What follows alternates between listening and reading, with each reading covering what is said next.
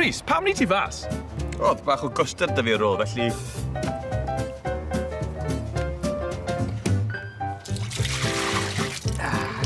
Oce, a beth yn ni'n neud gyda hwn?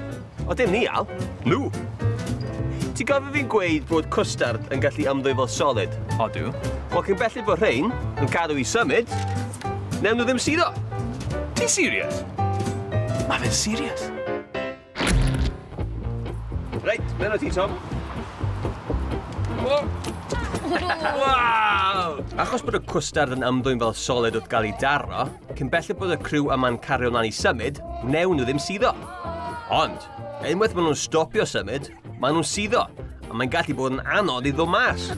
Edrych ar y... Pwtio mewn y dŵr. Na, da iawn, Cian. Edrych ar y pwtio mewn y Ti'n gloi'n dweud?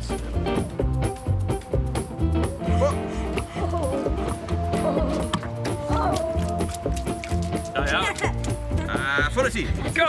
Maen nhw'n dweud bod quicksand, fel chi'n aml yn gweld mewn cartoons neu ffilmiau yn halef non-Newtonian, a dyna pam mae e mor beryglus.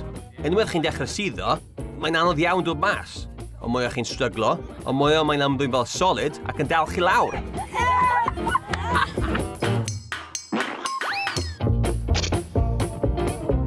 Tap dansio fel.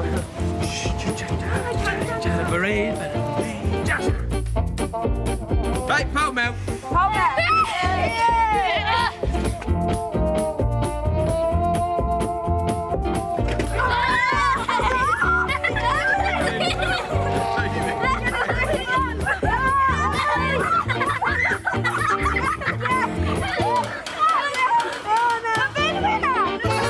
Rhys, ti'n iawn? Ti'n gallu cerdded ar gwstard? Gwrs bod fi'n iawn.